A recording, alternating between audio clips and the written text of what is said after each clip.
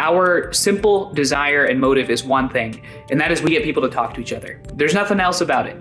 And the reason why it's such a basic mission statement is because our democracy is back to basics, and our desire is to create the conditions to make it possible for people to actually achieve change. My name is Linda Lorelle, and I'm asking you to have the courage to listen with an open mind to all of our voices, because our voices matter.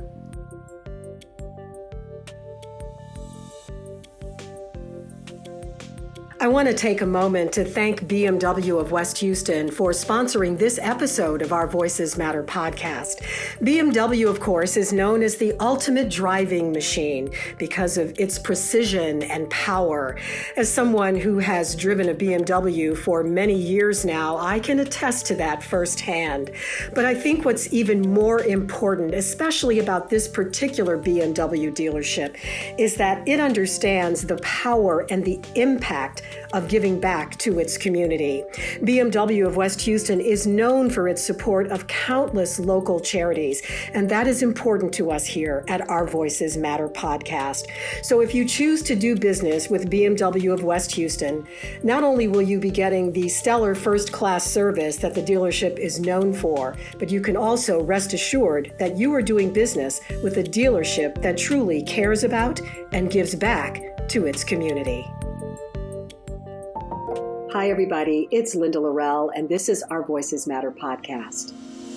Every once in a while, you meet someone, and you know that this person has something special, something different that sets him or her apart from others.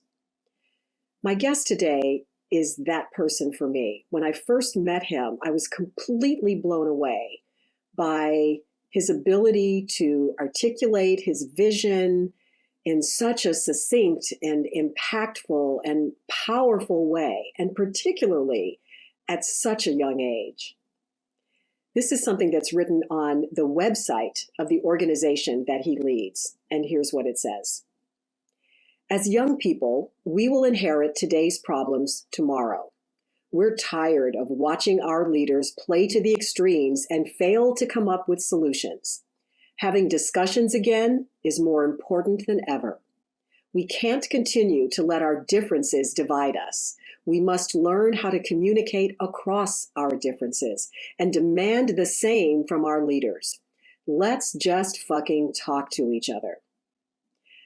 The website on which that appears is BridgeUSA.org, and that is the organization, BridgeUSA, that my guest today leads powerfully and with such conviction that it literally takes my breath away. His name is Manu Meel. Remember that name, because I guarantee you are going to be hearing a lot more about this young man who is already a tremendous leader and certainly destined for great things. Enjoy. Manu, welcome to our Voices Matter podcast. I'm so excited to finally have this conversation with you. Linda, I'm even more excited. Thank you for having me. Absolutely, absolutely. So, okay, we met not too long ago, a couple of board meetings ago, when you joined the board of Convergence. And I've been on the board for a while now, and I remember when your name came up for nomination to the board, and I looked at your resume and all of the amazing things that you've done, and you are so young. What are you, like 24, 5? The word on the street is that I'm 23. Oh my God, you're 23. Okay. I was doing nothing like you're doing at the age of 23. Let me just say that. But I was so impressed with just your, everything that you are doing to try and make this world a better place. Because it is the world that you and your generation are going to inherit. So you are the CEO of BridgeUSA. So let's start there and tell our audience what BridgeUSA is. Then we'll go into your backstory a bit later. Yeah, thank you, Linda. And before I even get into what BridgeUSA is, you mentioned, I'm trying to step up and do my best. And you're seeing this across the country. And the reason why it's important for all of us to step up is because President Biden ended his State of the Union speech with one simple line that anyone, Republican, Democrat, Trump supporter, Biden supporter, can agree on, which is that the state of our union is strong because we, the American people, are strong. And that line is necessary because it demonstrates what the power of America has always been about, which is just people stepping up and making something happen. And so while I'm young, I also know that the people younger than me and older than me that are doing awesome things. And so for me, manifestation of trying to realize the story of America has been through BridgeUSA. Let me say this on the outset. I had no interest in politics. I actually have less of an interest in politics now. I started off as a pre-med person at UC Berkeley. 2017, my freshman year, second semester, I was walking back from my math seminar, Linda, and I suddenly hear helicopters flying overhead and massive protests off in the distance. Now, Berkeley's no stranger to protest. And so I just expected it to be another protest. And lo and behold, it was the largest protest since the 1967 free speech protests at Berkeley, except this time a lot of the protests were about trying to stifle someone's speech. And the next day, regardless of what I thought about that specific protest, me and a couple of random people who are now some of my best friends got together and we said, hey, the campus community is hurting. Young people are struggling. There's a lot of pessimism, apathy, anger, but most importantly, I feel like there's a misunderstanding. And so we just created the space for listening therapy. We got a bunch of students together and we said, hey, let's talk about what happened. That was it. People loved that space. They kept coming back to that space. So then we built it into an extracurricular club, which then turned into an organization, Bridge Berkeley to BridgeUSA. And our simple desire and motive is one thing, and that is we get people to talk to each other. There's nothing else about it. And the reason why it's such a basic mission statement is because our democracy is back to basics. And our desire is to create the conditions to make it possible for people to actually achieve change. So we're currently on 51 college campuses and 20 states, and we engage about 1,200 students every semester. And our goal is to grow and bring this to as many young people as possible. It's just a remarkable story. And to think how it came about, just literally bringing people together and having a conversation. As you say, it is so basic, but we have, as a human race, have lost our way in the ability to try and do that. So talk a little bit more about some of the initiatives and ways that you are going about trying to bring people together and have these conversations, because it seems like an easy thing to do. Let's just talk to each other. But that's not happening. So how are you trying to make it happen?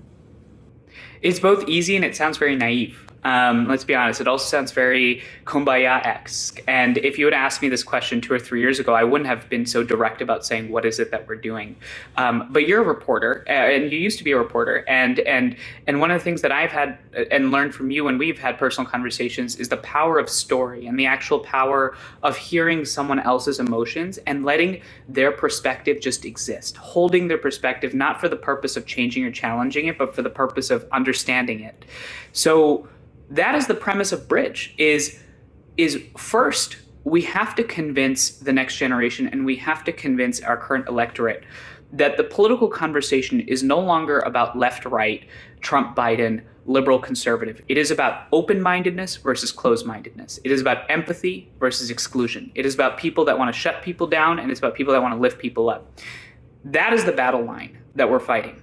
And when we can make it that simple, you can create a coalition that exists across Republican and Democrat, across Black and white communities, and rural and inner cities. The second thing that we're doing is actually on the ground. We have college chapters set up across the country, and I stand on some really tall shoulders of young people that are doing amazing work.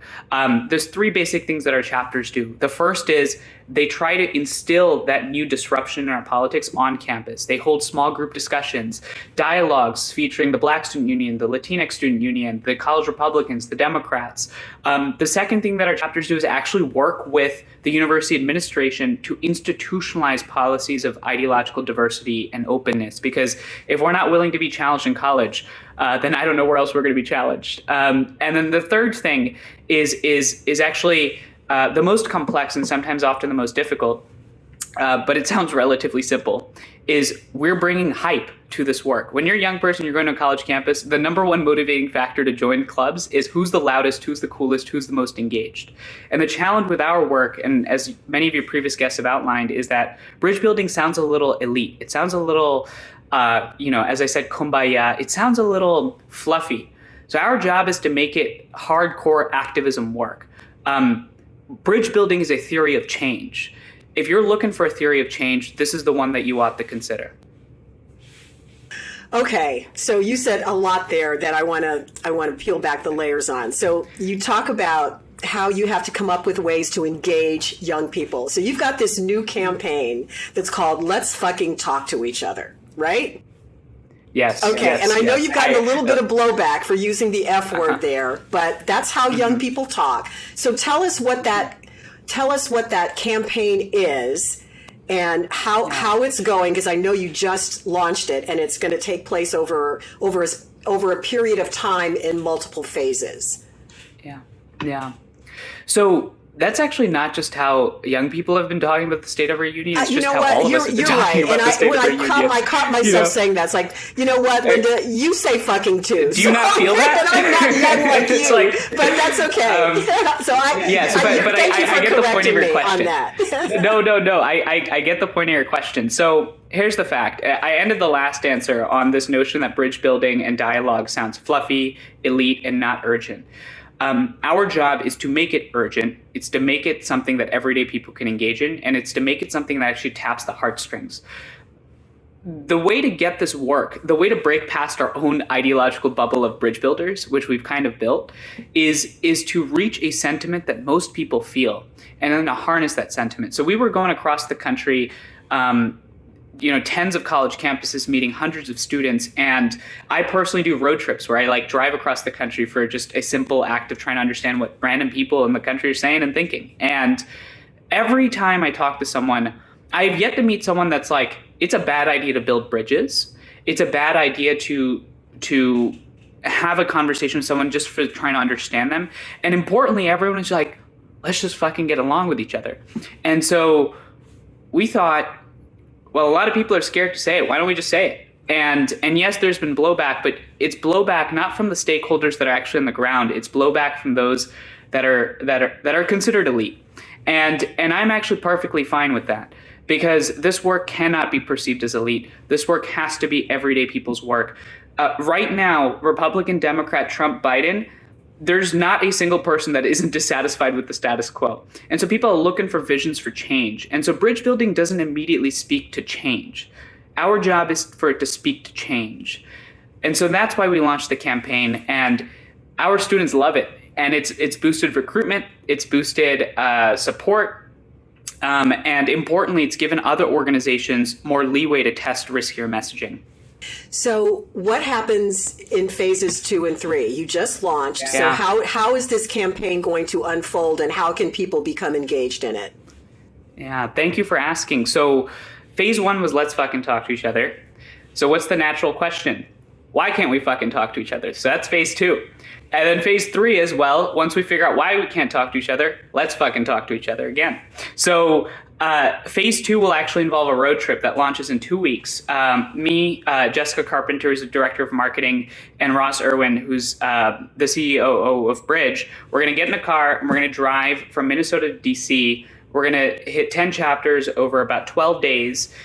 Each chapter is going to be hosting a Braver Angels debate with trying to answer the question, why can't we fucking talk to each other, in different angles. So some students will be talking about social media, others will be talking about race, some will be talking about income. And the hope of that road trip is for us to support our chapters and live with our students on the ground, but then also to actually try to understand what are students saying about this sentiment. And then once we go through that, and as you know very well, content is key. So produce a lot of content following that trip, harness a lot of attention and energy. And then we end and start sort of the fall with the question, okay, well, now let's actually go back to our campuses and show them this is what we learned, and this is how you can fucking talk to each other. How? This is how you do it. Yes. These are the strategies. Yes. I just love everything about this. I think it's such a brilliant idea in its simplicity. So more to come on that for sure. You're going to have to come back at the end of the campaign and, let us talk some more about it. But I want to go to the empathy piece that you brought up, because that's a big thing that we talk about all the time on this podcast. You've got some videos on your website. And by the way, everybody, go to the website. The website is beautiful, BridgeUSA.org. It's just a beautiful site, and it talks about everything that the organization is engaged and involved in. And you have a section on your site where you've got some videos, and one of them is called Empathy in Action. And I love that. So tell me how that came about and help our audience understand what those little videos are. Yeah, so Empathy in Action was a manifestation of, again, a desire to show, not tell, because it's very easy to talk about this work. And that's part of the reason why we're going on the road, is actually doing the work. With respect to Empathy in Action, the idea was that we see these acts all the time, but people oftentimes don't see them in their daily lives. And so as a result, if the only thing that you see in the world is partisan media and political leaders seeking to divide, well, that's the norm. And our job is to disrupt that norm. And so it's to inject the electorate, it's to inject people's consciousness with those acts of empathy so that people can realize what is possible. Because right now, our problem is not that people don't want this work. It's that people don't feel that it's possible. People are giving in to the forces of pessimism and fear and believe that they are more powerful than the forces of optimism and hope. And those voices are the loudest voices in the room right now. And we need to get the other voices heard. That's why we have to bring hype to this work. We got to make it louder, cooler, and more exciting. Exactly. So the other, you have multiple videos on the site, but you have another video series called Decision Point. And I just thought, man, I would never have thought to do this. See, this is what I love about your generation, is that you just think differently.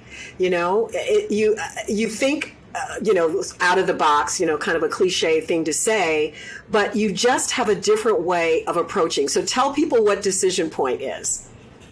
Yeah, and now you're just taking off stuff that all of our awesome partners have done with us. So I have to give a shout out to Decision Point, which is actually an organization out of, or an initiative out of Orange County that we worked with one of our partners called Polity. And the idea behind Decision Point, Linda, was, hey, how many times do you actually see leaders making a decision? And the answer is zero. So we thought, well, let's get together a couple of political figures on the right and the left that have made decisions in the past, and we present them scenarios. So let's say that, the White House chief of staff just made a really bad statement on race. What should the president do? And so then we have political leaders actually walk through these scenarios. And the reason why we do that is because, to your earlier point, again, the challenge is not that people don't think that this is important. It's that they don't see it. So our job is to get people to see it. We want people to see nuance. We want people to see what actually happens behind the scenes and bring it in front of the screen. So that's the idea behind Decision Point. It's an awesome, and we had Paul Ryan participate. We had David Jolly. We had Michael Murphy. We had Republicans, Democrats across the board. Obviously, with that video, it's much harder to get existing elected officials to walk through decisions and scenarios, but we do it with former. It's just a great tool for helping people see and understand, kind of how the sausage is made, and to put yourself in that kind of a situation. And what would you do? How would you handle it? So anyway, just one of very many innovative things that you and your organization are undertaking. So I have to ask you now about your backstory, and how is it? Where did you grow up? What is it in your background, in your DNA, that allows you to do this kind of meaningful, change-making work at such a young age? Tell me your story. Well, my parents would love to know the answer to that too, because they're trying to figure out why I'm not in med school right now. Why you're not in med school? Oh my gosh. Yeah. Tell them you are doing what you're meant to do. I'll tell them that for you, okay? Oh, thank you. You're too kind. So I was born in New Brunswick, New Jersey. I my parents had immigrated in 1997 to the United States. I was born in 1998. They immigrated from India, northern India specifically. My mom was trying to be a doctor in the United States. My dad was establishing his roots as a software engineer and product manager. And so, as you know, the immigrant sort of story is always a little bit difficult. So they actually sent me back to live with my grandparents in India. So I spent the first 5 years with both sets of my grandparents, one in New Delhi and the second one in a village about 40 kilometers east of Delhi. So when I got back from India at about the age of 5.5, 6, I looked like this village boy with matted, dirty hair. I don't even know English, even though I was born in the United States and I'm a citizen. And I remember distinctly, we then moved to Staten Island, and I went to kindergarten in Staten Island. And then we moved to New Jersey again, where I went to middle school. Then we moved again. I never spent more than 2 years at a school until high school. In high school, I went to Boston. That story of being and living in different communities of different income stratas, the story of basically being an Indian kid that doesn't know anything about America or the language or the culture going into kindergarten. The one thing that I learned throughout that experience was that you have to be able to adapt. And you have to recognize that you're not actually that important. Because when you realize that you're not that important, it allows you to hold other people's experiences. Because when you realize that we are all actually as insignificant as we think we should be, then your story is just as important as everyone else's story. You don't have a right to belonging more than someone else's right to belonging. I have to stop you right there, because what you just said took my breath away. You said when you don't think of yourself as being so important, it allows you to hold other people's experiences. Yes. That's it. That's it. Get over yourself. Get over yourself. Thank you. Maybe that's the new campaign. Oh, maybe. Oh, okay. I'm sorry. I just had to point that out because that was breathtaking. That was breathtaking. Okay, go ahead. No, First of all, I have to say I deeply appreciate you listening, but importantly, you actually went to our website and looked at our work. It speaks to how much value you place in your guests and the importance of these conversations. So thank you, Linda. Of course. That was my story. From the age of 5 to 17, I moved about 5 times across the East Coast. I finally went to school in Boston, high school in Boston. I have a sister that's in 12th grade. She's a senior. I have a brother who's in 8th grade. And so my life was always about adapting. It was always about empathizing with other people, and always to an extent about trying to fit in, which I don't think is necessarily a bad thing. Now, granted, my experience is not as difficult as many other people's experiences. People have much more difficult stories.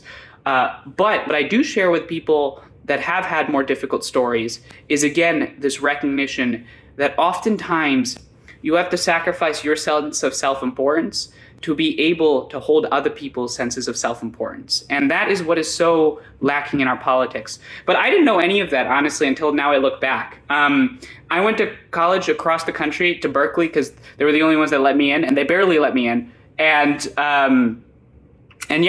showed up to campus, and I remember I actually had written in my college statement, now that I look back, and I was rereading it, where I distinctly wrote that I'm passionate about attending UC Berkeley because I know that Berkeley sits at the nexus of history, and I want to be somewhere where important things happen. And lo and behold, the second semester of my freshman year, something very important happened, and I never looked back. And your path has been charted since that time. So before we move forward again, I want to ask you one thing about the history that you just kind of shared with us. You talked about coming back to the United States after having been born here and then having lived in India, as a child. And you described yourself as this, little kid with, matted hair, and you just, obviously you did not fit in. So I look like a kid from the village, 40 kilometers west of Delhi. Let's just say that.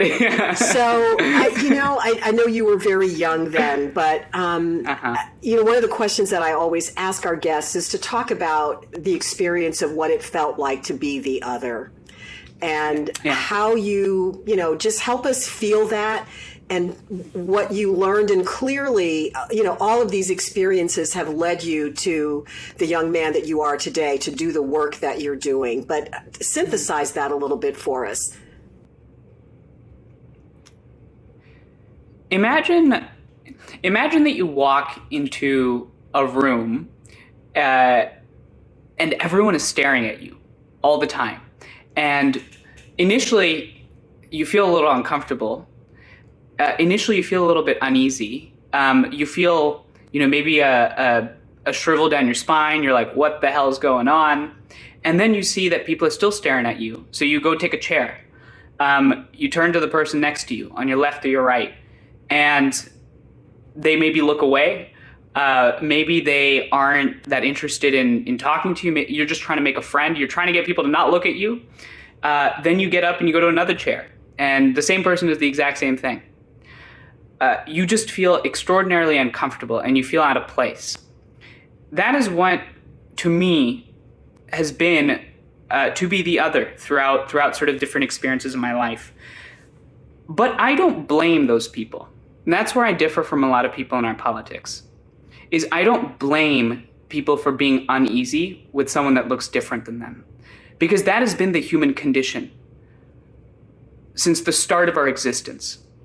In India, you take a Chinese person, you put them in a village in India, everyone's going to stare at them. You take a white person, you put them in a village in India, they'll also be the other immediately. You go to South Korea, they have the same thing as North Koreans. We work in Bridge Africa, you see that with tribal folks in Kenya and in Ghana and in Senegal. The human condition of ignorance and uncertainty is something that affects all of us. And so rather than for me focusing more on what it felt like to be the other, which is extraordinarily uncomfortable, what I thought about was, how can I help these folks understand that it's okay to accept this person? And the only way to get to that point where you can try to get the other person to accept you is to realize and understand why they don't understand you. And to not blame them. And, I get attacked for this all the time. People are like, in our politics, well, you're excusing people's exclusive politics. You're excusing them. Well, guess what? That's a Twitter thing. When you're actually in a classroom and trying to fit in, it's a survival strategy. It is actually a survival strategy to excuse someone else's politics to get them to a more common place. And so that's what I did, and that's what I've been trying to do with our work. Once again, you take my breath away. I mean, your message is so important, and just taking us inside that story of that little boy and what that feels like, and the fact that you don't blame the other person. And that's what, is at the nexus of our politics right now, is the blame game. And, I can understand that you sometimes get a lot of flack for just, trying to bridge that divide. Go ahead. And let me just acknowledge something, which is that for some people, it is much easier to excuse the other because there are differences in oppression. There are differences in stigmatization. One of the things that I'd said in my story was that a lot of people have much more difficult stories than I do. I have a family that financially supported me through college. I have a stable home. I have food every day. I'm living a pretty decent life.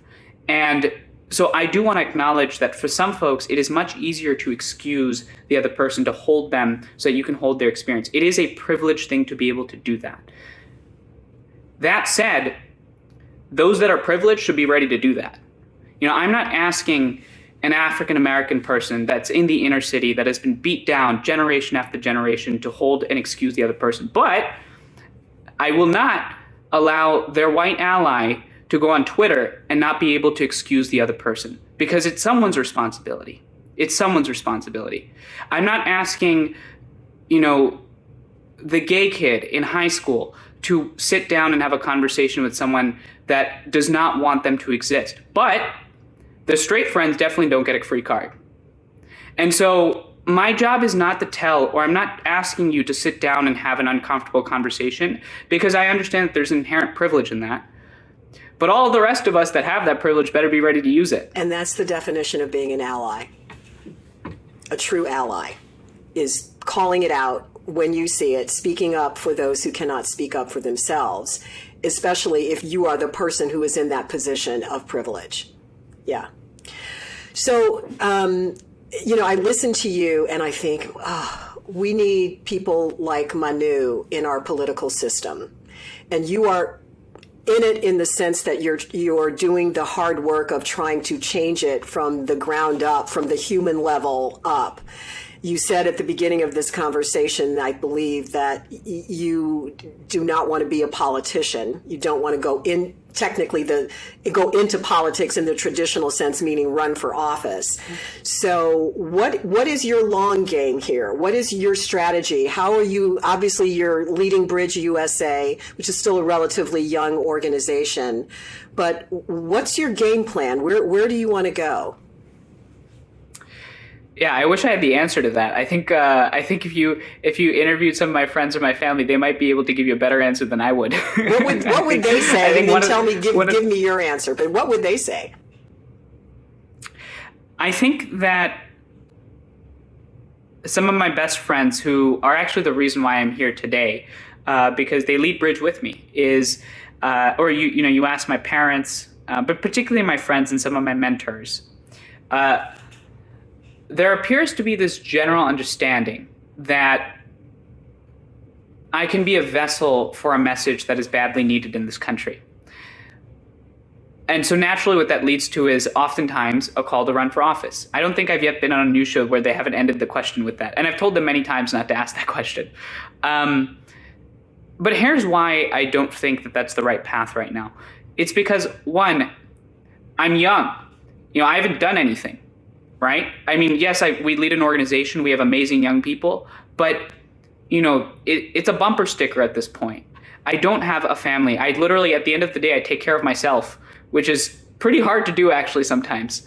The closest thing I know to taking care of children is helping my siblings when they were younger. I don't have financial pressures. I don't have a house. How can I claim to be a vessel for a story or a message when I have yet to be able to experience the experiences that most Americans experience? You have to earn a right to be a leader. And so when you ask me what my long game is, it's really to, over the next 10, 15 years, is to just understand people in this country. It is to understand people in this country. It is to recognize that I'm not that important. And it's to be able to hold their experience so that I develop a better understanding of what actually this country is made of. What is the story of America? And that's my long game, is to understand this country. And then if I feel like I have a right or close to a right to be able to represent people, then that's a conversation for later. And so right now, BridgeUSA allows me to do that. I love my friends. I love my students. I love all the young people that are doing this work. I love the mission. I feel like I'm doing something that I can be proud of. And that's what we're going to do. And then who knows, maybe I drop off the map and just keep doing road trips for 2 or 3 years. We'll see. Well, the difference that you're making already is extraordinary. And I love the way you talk about trying to understand America. I think we're all trying to understand America. And then, so there's that conversation, but then there's America as part of the global conversation. And as we're recording this now, we're a week into Russia's invasion of Ukraine. You work internationally with BridgeUSA. Tell me about the conversations that you guys are having now as it relates to what is going on in the world. So on last Thursday, when Vladimir Putin invaded Ukraine, actually I was slated to give a speech at the University of Pittsburgh about 5 or 6 hours after that. And so it was a very difficult day to be talking about democracy. And actually I was giving the speech at a hotel where Nikita Khrushchev, who used to be the Soviet Union's director, he stayed at that hotel 60 years to the day. And so it was a very, very weird moment to be talking about democracy. And when I think about our moment, what the invasion of Ukraine has shown me, and most young people my age, to be able to empathize with my generation, the major foreign policy events that we've seen over the last 10, 15 years, our norm has been the Iraq War, the Afghanistan War, the annexation of Crimea, a growing competition with China, and the Russian invasion of Ukraine. So that's all we know. And that's not a great sample size of peace. And so when I think about the invasion of Ukraine, I mean, to me, instantly, there was this one story that I was listening to where there was a mother and her son in a subway, and her father and the son's father had left, and he had gone off to fight, and she was like, I have to be strong for my child. And the CNN reporter asked them, well, what's next for you? It's like, well, we have to find our water, we have to figure out where we eat. And I said, we're living in a society where we're privileged to be having the conversations that we're having. We take our democracy and our sovereignty for granted. We don't know what it feels like to have troops at your border that are ready to invade, that are ready to threaten the basic things that we don't even question because, we've just grown up with them. Those things are our norms. And so the first message is that democracy cannot be taken for granted. The second thing, Linda, is that we have students in BridgeUSA, which is unaffiliated to BridgeUSA. We have students in Bridge Europe, which is also formerly unaffiliated with BridgeUSA. And we see tensions, within our groups. There are students that are actively living Russian. They provide the Russian perspective. There's students in Ukraine who are providing the Ukrainian perspective. There's students in Western Europe that are providing the Western perspective. And it's tough to have those conversations. But let me say this. How privileged and awesome and exciting is it to have an organization where you can actually hear those perspectives? Yes, it is tough to resolve those differences. I don't even claim to be able to resolve those differences. But to have a community of young people across the world that are advocating for dialogue and discussion and engagement is so necessary. And the last thing that I'll just say is that it looks like democracy is on a back foot. But let me say this. I ultimately think that democracy will beat authoritarianism because I think that democracy bets on the strength of the human spirit, whereas authoritarians bet on the submissiveness of the human spirit. The reason why they're winning is because we're submitting. And so we have to figure our stuff out, and we need to activate, and we need to step up. It's what I started the podcast with, is that we the people are strong because we the people are there. And so we have to recognize our personal responsibilities in the moment. I think that is a perfect message on which to end this conversation. You are a bright light, my friend. I get chills listening to you speak, and I can't wait to see how your life unfolds and all of the good work that I know is going to come about as a result of you being involved in it. You're extraordinary. And it is such a privilege to know you, to be working on one board with you. And I just, I'm going to keep you close because I just think that that you're quite special. And thank you so much for not only for being here and sharing your story and your perspective with our audience, but just for doing the hard work, for just getting up there, getting in there, rolling up your sleeves and doing it. Thank you. We need you. Linda, thank you. I just want to quickly say one thing, which is that, and I've said this earlier in the podcast, I am only as strong as the people around me. I want to just be vulnerable for a quick second, because I think that oftentimes we posture a lot, and it's easy to say and be hopeful and those sorts of things. But last year was a very difficult year for me, like many people. There's a lot of challenge. You're often introspective. You're questioning yourself. You're doubting. What are you doing? Why are you doing it? But the first step of fighting back is being able to reflect. It's to be able to look yourself in the mirror and understand and take ownership. And to all those people out there that are listening, to all those folks that are feeling a lack of purpose or feeling lost, this country is the only one I know, and I've lived in countries abroad, that allows us to take as much ownership as we want of our own actions. And right now we're living through a moment where we underestimate the power of everyday Americans' ability to create change, and we overestimate the power of special interests and those that are in power.